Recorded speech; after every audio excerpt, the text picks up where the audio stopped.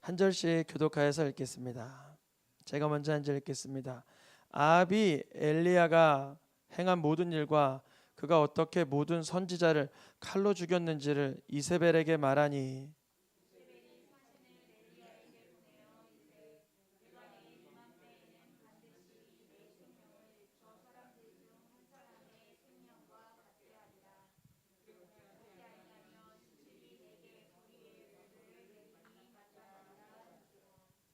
그가 이 형편을 보고 일어나 자기의 생명을 위해 도망하여 유다에 속한 브엘세바에 이르러 자기의 사환을 그곳에 머물게 하고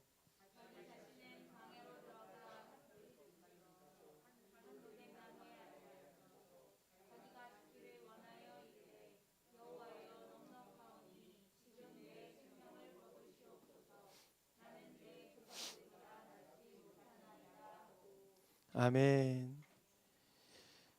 다윗의 길로 대표되는 선지자 한 사람 엘리야, 여로보암의 길로 대표되는 못된 왕 아합 왕 한 사람의 대결이 지난주에 있었습니다. 이 대결이 끝났는데, 예배의 영적 대결이 끝났는데 이제 사람들이 하나님이 여호와가 하나님이시다라고 외치며 회복될 줄 알았건만 오늘 본문에 보니까 이렇게 말해요. 내가 내일 이맘때에는 반드시 엘리야의 생명을 엘리야가 가서 칼로 치라 했던 거짓 선지자들과 똑같게 만들어 버릴 것이라, 이런 말을 전달합니다. 엘리야는 그동안 어떤 사람이었습니까? 비가 내리지 않은 가뭄 때에 어디에 숨어 있었냐면 시냇가에 숨어 있었어요. 시냇가에 숨어 있을 때 누가 먹이를 갖다 줬어요? 까마귀가 가져다 주는 것만으로도 엘리야는 잘 지내왔어요. 견뎌왔어요. 그 다음에 시냇물까지 말라버리니까 어디로 내려왔냐면 사르밧 과부의 집으로 내려왔어요. 과부의 집에 내려왔을 때 과감하게도 그 먹고 죽으려고 했던 과자 한 조각을 엘리야가 누구에게 달라 그래요? 나에게 달라 그래요. 그게 바로 하나님 말씀이다. 우선순위가 생성돼야 된다. 우선순위가 잡혀야 된다 하면서 말씀대로 그렇게 과부의 음식을 받아 먹고선 그 집에서 기거하게 됩니다. 또 엘리야는 죽은 아들이라도 너무 슬퍼하면 붙들고 기도하니 그의 호흡이 영혼이 되돌아오는 일이 생기기도 했습니다. 엘리야는 예배 거짓 선지자들과 예배 전쟁을 할 때는 불로 하늘로부터 하나님의 사인이 내릴 수 있도록 기도했던 선지자입니다. 그런데 그 엘리야가 이제는 자신의 형편을 보고 너무나 괴로워하고 두려워하기 시작했어요. 3절에 보니까 엘리야가 무엇을 보았다 그래요? 그가 이 형편을 보고, 그러면 예전에 엘리야 형편 괜찮았나? 까마귀가 갖다 주는 밥 먹는 사람 괜찮은 형편이죠? 아니죠. 그건 뭐 동물이 갖다 주는 밥을 먹는다는 건 사실 좋은 형편은 아니죠. 까마귀가 요리사는 아니잖아요. 또 과부에 먹고 죽으려고 했던 그 남은 음식 뺏어 먹는다는 건 그렇지만 먼저 달라고 하는 거, 그것도 형편이 좋은 형편은 아닙니다. 엘리야가 예전에 형편이 좋았던 적이 별로 없어요.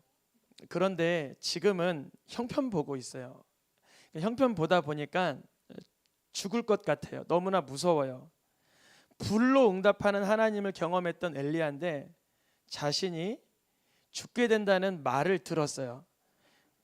요 앞구절 보면 이세벨이 칼을 갖다가 들이댄 것도 아니고 사신을 엘리야에게 보내요. 이 말을 전하라라고 했어요.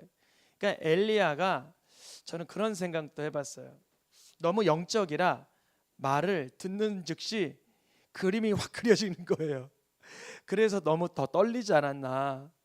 그러니까 엘리야가 이 말을 듣고서 자신이 어떻게 앞으로 그 상황이 펼쳐질지 그 형편이 보이기 시작한 거예요. 하나님의 역사하시는 것이 보이기보다 세상의 말로 인한 형편, 여러분 처음에 2014년 새생명교회 개척할 때 제 주변에 개척을 응원한 사람이 있었을까요? 만류한 사람이 많았을까요? 엄청 많았죠. 다 형편을 봤어요. 모아둔 재산이 얼마나 있느냐 그걸 많이 물어봤어요. 그래서 저는 없다 그랬어요. 또 뭐 있어봐야 하루 한 끼 먹는 거지 그렇게 없다 그랬어요. 사람들은 다 저의 무엇을 물어봐요? 형편. 그러면 어디 뭐 돕는 그런 어떤 큰 배후의 교회가 있냐 그래서 그런 것도 없다 그랬어요. 그래서 아니 뭐 후원교회도 없고 또 모아두신 것도 없고 뭣도 아무것도 없는데 뭘 하시려고 뭐 그렇게 그러시냐. 근데 저 마음에 하나였어요. 애들한테 지나가는 애들한테 예수님 전하면 되죠. 이 한 마음이었어요. 지나가는 애들한테 예수님 전하면 되죠. 그러면 그 아이가 1년, 2년, 3년 있으면 직장인이 되고 청년이 되고 하면 같이 동역하고 하지 않을까요? 이런 대화를 했어요. 그 말을 들을 때마다 사람들은 막 비웃었어요. 그런 일이 어떻게 생기냐. 그거는 너무 저기 너무 무지한 생각이다. 세상을 몰라서 그런다. 형편을 몰라서 그런다. 엘리야가 지금 형편을 너무 많이 알아버렸어요. 예전에는 까마귀가 갖다 줘도 감사합니다 먹었고 과부가 떡 하나만 줘도 감사하다 먹었는데 지금은 이 형편을 보니까 도무지 사역할 형편이 못 되는 거예요. 엘리야가 형편을 보는 순간 예전에 자기가 했던 말을 다 잊어버려요. 무슨 말을 했었냐면 예전에 엘리야가 불을 내려주소서, 불을 내림으로 인하여 내가 하나님의 종이라는 걸 만방에 알려주세요 그랬어요. 또 두 번째, 주의 종인 것뿐 아니라 내가 지금 하고 있는 이 일이 내 뜻대로 하는 것이라 주의 말씀대로 하는 것이라 주의 말씀대로 하는 것이라는 것을 알려주옵소서 그랬어요. 이거를 어려운 말이긴 하지만 짧은 말로 정체성과 사명이라 그래요. 무엇과 무엇이요? 우리 어린이들 많이 나오는데 한번 크게 얘기해 볼게요. 정체성과 사명. 시작. 정체성과 사명. 정체성은 뭐냐? 내가 누구냐? 내가 누구냐? 엘리야는 자기가 누구래요? 하나님의 종. 형편의 종이 아니라 누구의 종? 하나님의 종. 우리 어린이들은 부모의 종이에요? 하나님의 종이에요? 하나님의 종. 부모는 내 종처럼 아이를 부리지 않길 축복합니다. 반대로 우리 아이들은 내 몸이 내 것인 양 고집 피고 교만하지 마시고 하나님의 뜻대로 순종하시길 축복합니다. 그게 바로 정체성. 내가 누구냐? 내가 누구냐? 그런데 두 번째, 엘리야는 하나님의 종이기 때문에 무엇을 받았어요? 사명을 받았어요. 사명. 주의 말씀을 받았어요. 그래서 말씀대로 아합에게 나아가라. 거기 가서 선포하라. 그러면 그 사명대로 살았어요. 근데 엘리야가 이 정체성과 사명, 내가 누구인지 무엇 해야 되는지 잊어버리고 잃어버리는 순간 무엇을 보고 낙심해요? 형편을 보고 낙심해요. 우리가 형편은 어떤 사람은 좀 나아 보일 수도 있고 어떤 사람 형편은 조금 많이 부족해 보일 수도 있어요. 그거는 뭐 사람들마다 상대적이니까 차이가 있는데 하나님은 절대적인 기준으로 성공을 논하신다고 말씀드렸어요. 주일날. 절대적인 기준이 뭐냐면 저에게 뭐라고 물어보시냐면 넌 누구냐라고 물어보세요. 저에게 하나님께서 늘. 그리고 넌 무엇하길 하나님이 원하시느냐를 물어보세요. 그럼 저에게 물어보실 때 저는요 하나님의 말씀 맡은 자입니다. 주의 귀한 영혼들을 섬기는 자입니다. 저의 정체성과 사명이 분명해지죠. 그러면 형편이 어찔지라도 저는 말씀으로 힘을 얻고 영혼으로 기쁨을 얻는 거예요. 우리 성도님들도 다르지 않아요. 우리 성도님들도 직장 다니는 분, 사업장 일구시는 분, 학생으로 있는 분, 주부로 있는 분 다양하지만 나에게 주신 나의 아이덴티티, 나의 정체성, 나의 고유성은 무엇인가? 고유한 나만에게 주신 특성은 무엇이고 내게 맡겨주신 하나님의 그런 뜻, 하나님의 사명은 무엇인가? 이것을 기억할 수 있을 때 형편을 돌파해버리는 능력을 주세요. 그래서 주님 이제 정체성과 사명이 잃어버리거나 잊혀지지 않게 해주세요. 이것은 너무나 사단이 잘 사용하는 방법인데요. 너 죄인이잖아. 너 아무것도 아니잖아. 너 개척교회 목사잖아. 아직 뭐 너의 이름을 누가 알아? 새생명교회가 여기 지역에 알아 하면서 자꾸 하나님과의 관계 아니라 인간 사이에서 나를 상대평가하게 만들어요. 하나님께서 그것을 너무나 싫어하기 때문에 우리를 독대하길 원하세요. 그래서 엘리야를 오늘 19장에서 독대하시는 거예요. 엘리야는 하나님 앞에 독대해야만 다시 정체성이 회복되고 사명이 회복돼요. 우리 장로님들, 권사님들, 집사님들 다 하나님과 독대하여서 나의 정체성과 나를 향한 하나님의 사명이 분명히 불일 듯 회복되시길 축복합니다. 오늘 정말 우리 막 오랜만에 뜨겁게 기도했잖아요. 우리 예전에 금요예배 기도하듯이 지난주 수요일날 그런 말씀을 드렸어요. 우리 안정환 지사님께 수요예배 때 이제 금요예배 때처럼 기도하면 좋겠어요. 그러니까 드럼이 있다 보니까 소리가 꽉 차오르니까 서로의 기도에 간섭을 안 받아서 하늘로 뚫고 올라가는 게 너무 좋아서 이렇게 하겠습니다 부탁했어요. 그랬더니만 기도하니까 기도하는 그 내내 드럼을 쳐주시는 거예요. 너무 좋으셨죠? 이게 또 안정환 집사님에게 주신 사명, 악기를 다룰 수 있고 예배의 흐름을 잘 유연하게 끌고 갈 수 있는 능력, 또 기도자에겐 기도의 능력, 말씀 전하자는 말씀의 지혜, 다양한 모습으로 우리는 정체성과 사명을 감당하고 있습니다. 우리의 형편을 뚫고 이길 수 있게 능력을 주실 줄 믿습니다. 엘리야가 지금 형편 보고 낙심하고 있을 때 하나님은 이놈 왜 낙심해? 일어나! 그러지 않으시고 어루만지며 어떻게 하셨다고요? 어루만지러. 우리들 교회 김양재 목사님은 이 본문을 가져서 뭐라고 말씀하면 어루만지시는 하나님이라는 제목으로 말씀을 전하셨더라고요. 어떻게 하신다고요? 어루만지신다. 어루만진다는 게 뭐죠?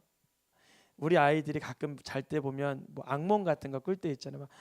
막 이렇게 막 벌벌 떨 때 그때 뭐 해야만 좋아요? 옆에서 어루만지면 어떻게 돼? 아이가 잠잠해지잖아요. 엘리야가 얼마나 무섭고 떨리고 형편만 보이는지. 예전에는 까마귀가 갖다 주고 과부가 과자 하나만 줘도 너무 행복했던 그런 엘리야가 형편을 보고 두려워하고 무서워 도망가 있으니까 어루만져 주시면서 뭐라 그러세요? 일어나서 먹어라. 이거는 정말 먹는 사건이에요. 실제적으로 이 뱃속에 음식물이 들어가서 영양소가 되고 몸이 회복되기 위해서 먹으라고 하시는 거예요. 근데 먹자마자 다시 자요. 배가 불렀는지 먹고 자요. 그런데 이놈 내가 깨워서 힘내라고 먹여줬더니만 또 뒤집어 자? 이러셨어요? 뭐라 그러시죠? 다시? 또 다시? 어루만지며 이러시되 일어나 먹어라. 너 아직 가야 될 사명이 많아. 기억이 나요. 우리 한 3년 4년 전에 수련회를 하는데 어느 한 성도님께서 저에게 동그랗게 기도하는데 저의 무릎을 잡고 목사님 아직 갈 길은 많고 멉니다. 힘내셔야 돼요. 그러시더라고요.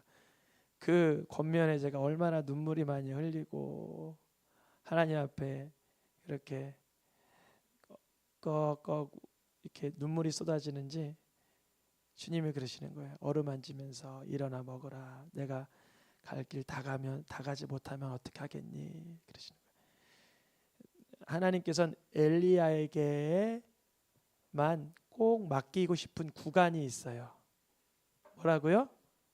구간이 있다. 이게 성경 전체에서 말하는 주제 중에 하나예요. 사도 바울도 믿음의 선한 무엇을 한다? 싸움, 경주를 한다 그랬잖아요. 이 경주에 대한 비유, 걸어가는 것에 비유. 예레미야에게도 너가 사람하고 달리기를 못하면 어떻게 말과 달리기를 하겠니? 그러잖아요.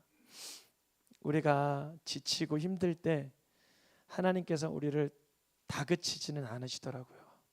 너무 감사한 것 같아요. 우리 새생명교회 모든 직분자님들, 우리 사명자님들이 주님께서 어루만 주시는 은혜가 있길 축복합니다. 특히 우리 권사님 개척 전부터 같이 산에 가고 기도하고 기도원 가서 기도하고 정말 밖에서 땅 밟기 기도하면서 얼마나 많은 그런 은혜롭고 복된 시간을 많이 가졌어요. 앞으로도 가야 할 길이 멀어 복음 전하고 영혼 구원할 일이 많은 줄 믿습니다. 우리 권사님들 주님께서 어루만져 주시는 줄 믿습니다. 그리고 일어나 먹으라 하시는 줄 믿습니다. 주님께서는 이 엘리야를 무슨 힘으로 일어나게 하셨냐면 바로 그 음식물의 힘을 의지하여 일어나게 하셨어요. 참 신기하죠? 우리가 보기에는 좀 더 고상하고 어떻게 좀 영적인 표현이 좀 있을 것 같은데 내용을 자세히 읽어봐도 이거예요. 음식물의 힘을 의지하여서. 음식물의 힘. 무슨 말을 많이 하려 하다가 뭐 권면이나 훈계나 책망이나 얘기하려 하다가 이러더라고요. 많이 먹어. 그리고 힘내. 아무 말 없어. 그러면 그 사람에게는 전달됐을까요? 안 됐을까요? 전달된 거예요. 마음이. 괜찮아. 힘내. 다 알아. 주님이 엘리야에게 그리 말씀해 주시는 거예요. 음식물의 힘을 의지하여 이제 말씀 받으러, 사명 회복하러, 정체성을 다시 기억하러 나아가라. 이제 엘리야가 한 곳에 머물러 굴 속에서 잠을 자고 있어요. 주님이 말씀하세요. 엘리야야, 너 여기 있는 이유는 무엇이냐 그래요. 굴에 있는 이유. 굴 속에서 지금 쉬고 있어요. 떡도 먹고 물도 마시고 40주를 와서 굴 속에 누워 있는. 너 여기 왜 누워 있냐? 누워 있는 까닭은 무엇이냐 물어봐요. 엘리야가 대답을 했어요. 그리고 하나님께 또 물어보세요. 너 나가서 산에 한번 서봐라. 그래. 굴에 있지만 말고 어두컴컴한 데 있지 말고 산에 나아가 서봐라. 이 엘리야도 참 좀 약간 고집이 있는지 산에 나가기보다 이렇게 굴 어귀에 이렇게 나가요. 13절에 보니까 어디에 서 있다고요? 굴 어귀에 이렇게 약간 좀 비스듬히 서 있는 느낌 그런 것 같아요.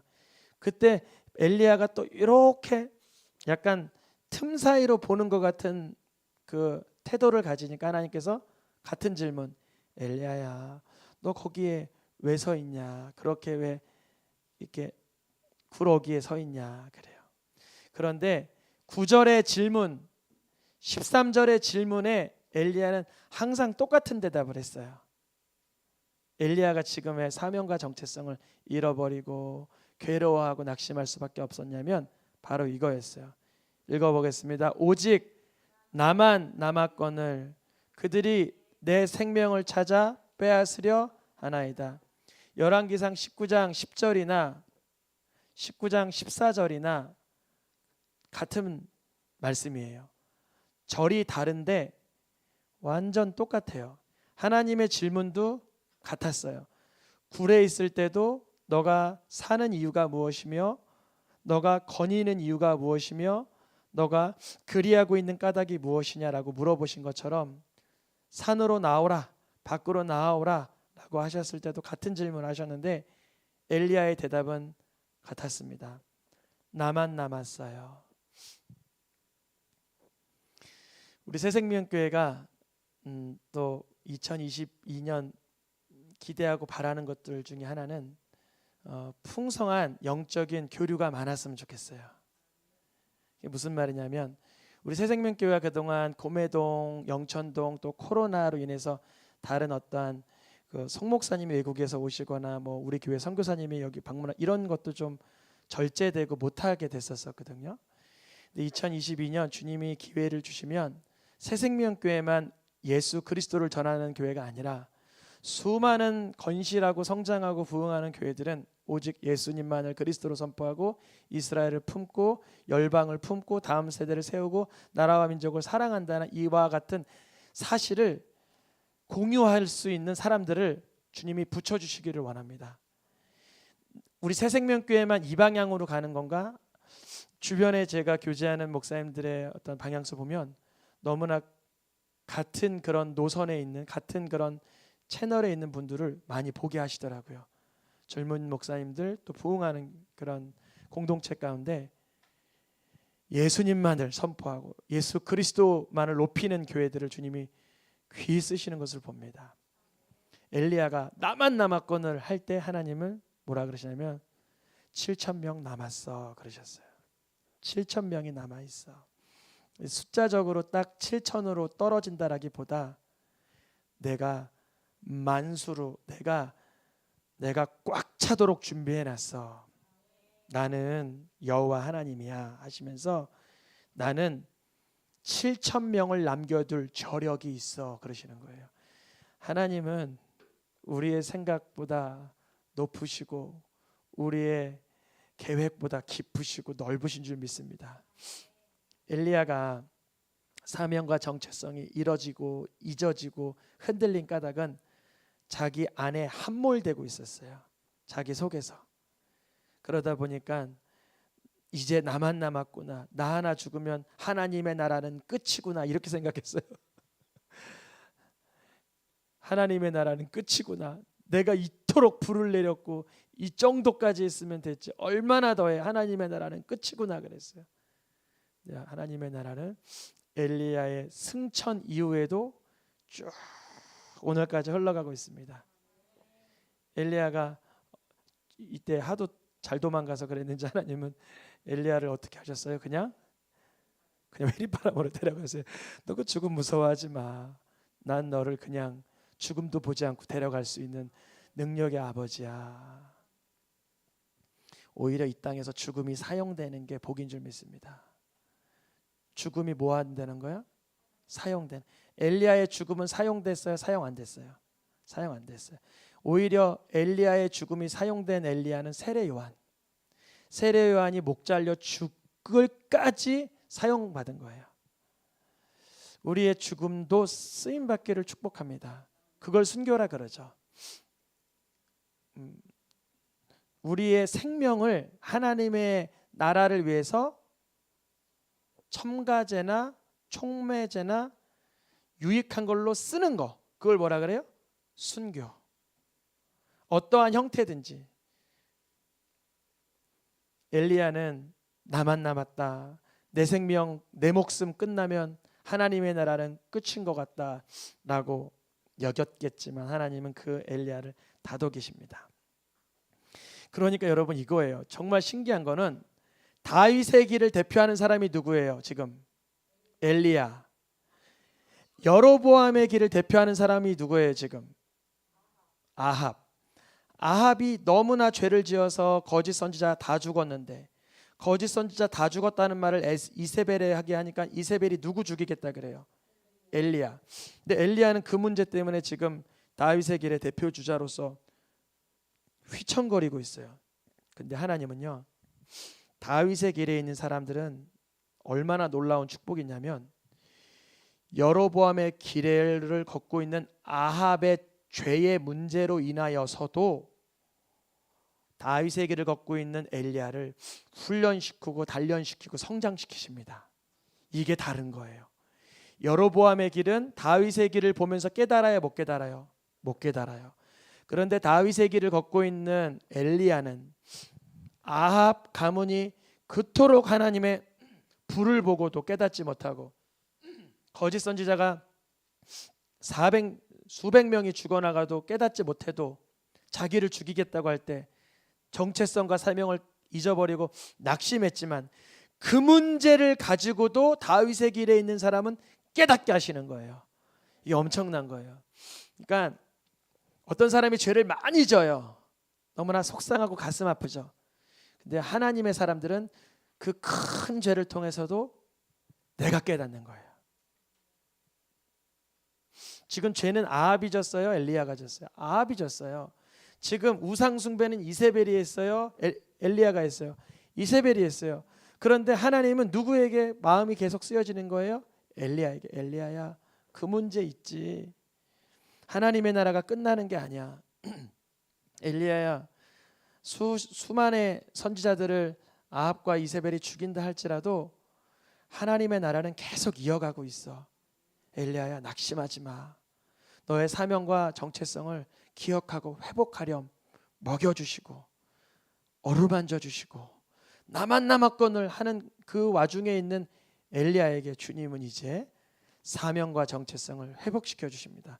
엘리야, 그러면 너 이제 가서 제자들에게 기름을 붓고 아람의 왕에게 기름 붓고 이스라엘 왕에게도 기름 붓는 사명을 감당하라.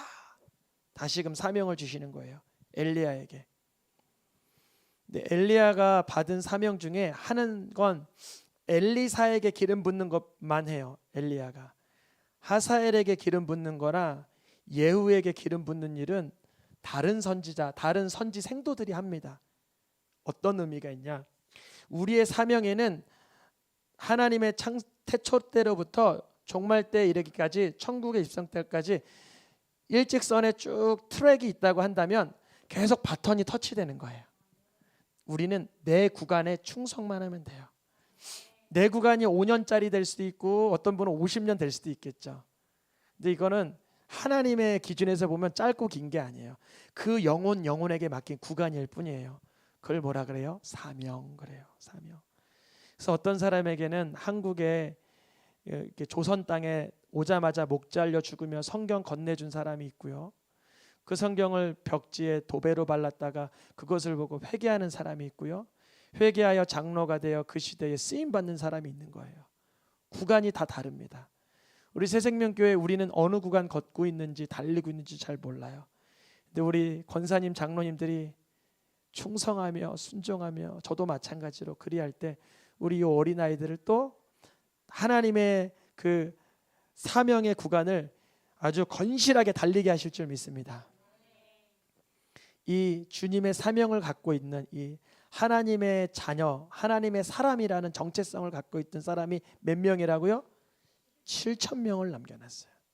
이들은 바알에게 무릎 꿇지 않아요. 목이 베어 나갈지라도 세속에 입맞추지 않아요. 내가 쾌락하지 못해도. 우리의 정체성은 여기에 있습니다. 세속에 있지 않아요. 세상의 쾌락에 있지 않아요. 우리가 이 남은 7,000명에 속한 자가 되시기를 축복합니다. 주님은 어느 시대나 늘 사명과 정체성에 집중을 해주시더라고요. 예수님께서도 부활하셔서 부활의 몸으로 베드로가 사명을 잃어버리고 낙심하여 있으니까 떡과 물고기를 구워주시면서 먹여주시고 다독여주시고 그에게 하는 말이 너 가서 내 양을 치고 먹이라 하면서 사명을 주시고 예수님과의 관계, 그 정체성을 회복시켜 주시지 않습니까? 사도 바울도 예수님을 만나고 나서 복음을 전하는 자로 쓰임받다가 여기저기서 매맞고 여기저기서 고난당할 때 주님이 밤중에 이렇게 말씀하세요. 떠나가라. 내가 너를 멀리 보내리라. 담대하라. 로마에서도 증언하여야 하리라. 사도 바울이 매맞고 감옥에 갇히고 사람들에게 오해받고 막 그럴 때 예수님이 부활 승천하셨지만 사도 바울에게 나타나셔서 그에게 다시금 사명을 충만케 하십니다.